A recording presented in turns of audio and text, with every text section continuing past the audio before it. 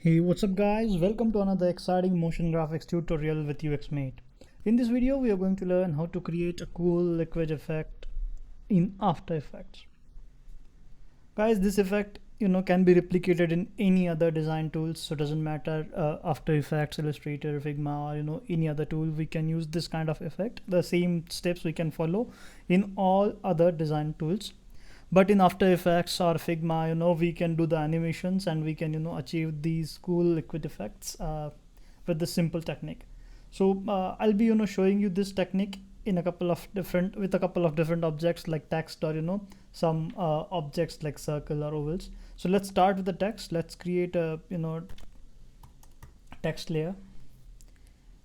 Let's just create a simple black text. Maybe let me do a caption. Okay. Now what you have to do, we have to pre-comp this because we want to make this effect dynamic. You can do it without pre-compositions as well, but making it pre-comp will give us ability to replace those text with any other objects as well, right? So let me just pre-comp this and we can say our effect layer or content layer, we can say. Okay, content come move all, that's fine. Okay, now let's create another composition. This time we'll make it somewhere around 200 by 200 pixels. Color doesn't matter, let's keep it white for now, and then let's give it as a name, maybe animator, because we'll be animating this composition to achieve the effects, right? In this comp, let's create a ellipse. Okay, something like this. Okay, makes sense.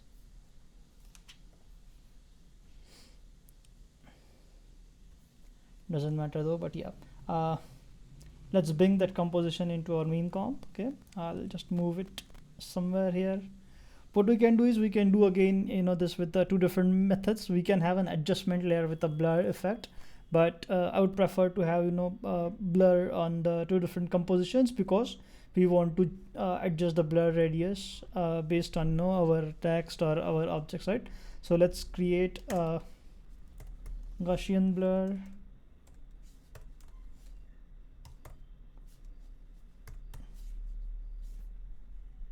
Okay, I'll give somewhere around 20 pixels, right? This is fine for now. We can adjust this at a later point of time anyways, and let's have the same blur effect here as well. Guys, make sure you deselect the repeat H pixels for the Gaussian blur, and now this time let's make it somewhere around 60. Okay, we can definitely adjust this. I'll still create a little more blur, maybe 80. Okay, this looks good to me. Now what we are going to do, we are going to create a couple of solids. Now let's create a new solid. First we'll create a background solid with a white background. Okay, just move it at the bottom. Now let's create another solid. This time we'll create a 50% black or kind of gray solid. I'll give it, okay, gray. Make comp size, okay, and then I'll create one more solid, new solid, and this time we'll make a black solid.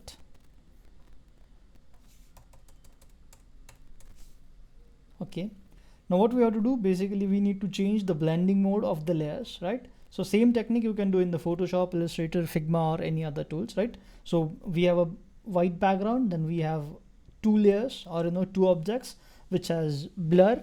If you are doing it in Illustrator or maybe Figma, then instead of Gaussian blur you can use any other blur. You can use layer blur or anything, right? So we'd be having a blurred kind of radius or borders for the objects, right? Now we have our second object which is also again having the same blur effect.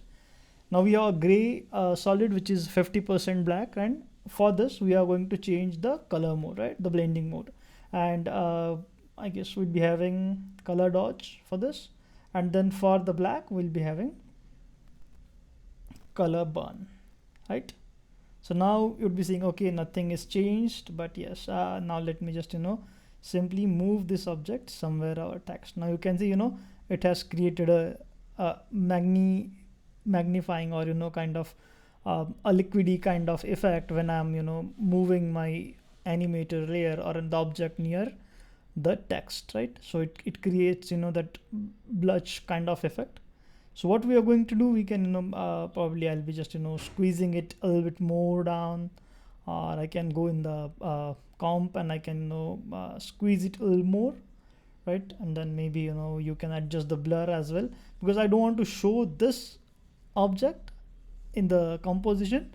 I want to hide that, and I just want to achieve that effect. So with the blur I can still have that blotchy kind of effect, right? So let me just quickly do simple animation. Let maybe the position animation, right? We'll start from here, maybe somewhere here, and we'll just move it at the end. You can select the layers and convert them to easy ease in, easy ease out, or like kind of, you can adjust the timing curves as well to be more precise with your animation. But now if you see, when I'm playing this animation, we have created this simple cool liquid kind of effect, with a very quick and simple way, which you can basically apply in any other uh, kind of design tools, right? You can guys still further do more creative stuff. Let me just quickly show you a couple of things. You can play around with the colors here, and then you can achieve more cool awesome effects. For now, let's maybe try to change this black color to something else. Oops, sorry, my bad. Yep. Maybe something kind of greenish or bluish kind of shade. Something like this maybe. Okay, now let's see how it renders the effect. So now see, it has created a ink splatter kind of effect.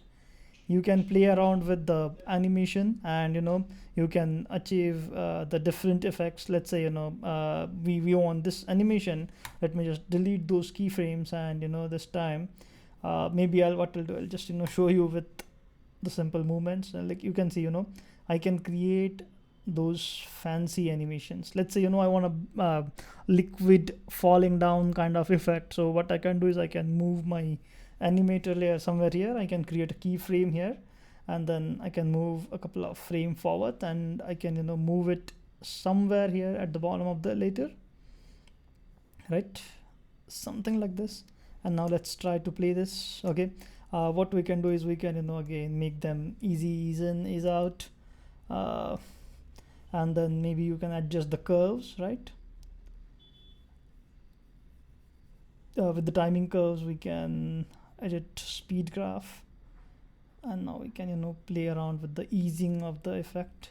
See, now it is kind of real quick. Let's make it a little bit smoother at the end. See, okay, so like the liquid comes in slowly and then suddenly falls down, which we can achieve those cool effects. You can probably increase the timing, the duration of the animation a little bit more. See, so with this guys, you can create cool text animations, you can create cool vector animations. Now when we go into the content layer, and let's say we don't want this animation for the text, we want something else, maybe an all, or maybe a shape. You can use anything. Let's create a all shape. Okay, maybe use the same color, or somewhere this. I don't want the stroke. I can just move it, keep it to 0. I guess yes. Let me just hide the, or maybe first let me move this somewhere here, because we already have created animation here. Let me just hide this second text layer and go to the main comp, and now you can see, right? So we have this created, okay, I guess we need to adjust the size. Let's make it a little bit more smaller. Oops, I guess I need to adjust the pivot point. I'll just make it a little bit smaller. Yes, look at this.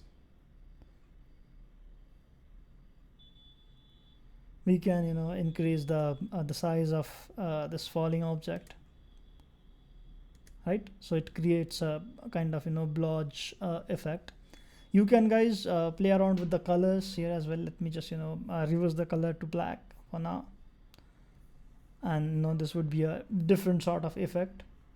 So now if you see this effect, it would be right. You can change the blur radius, right? And yeah, let's say something like this. And now if let me just change the shape and play around with the shape. You can, let's say, make an owl as well for the animator layer. And now let's just scale it down a little bit, right? And now if you notice, right, it creates that liquidy kind of effect, where the two liquid molecules are touching each other, kind of thing. So now if see if I move it somewhere near to the bigger oval, it basically creates that blotch kind of effect. You can play around with the blur amount here as well. Let's make it a little bit more blur, and now this effect would be a bit different this time. Okay, right? So there is a subtle difference, and you can achieve the cool title effects, cool animation effects using this technique. And the plus point is you can replicate this in any other design tool, right? So I hope guys you have enjoyed this tutorial. Make sure you have subscribed to the channel. If not yet, then hit the bell icon as well, because if you're not doing this, you're going to miss a lot of creative content. So stay tuned, keep watching, keep learning, keep designing. Have a good day.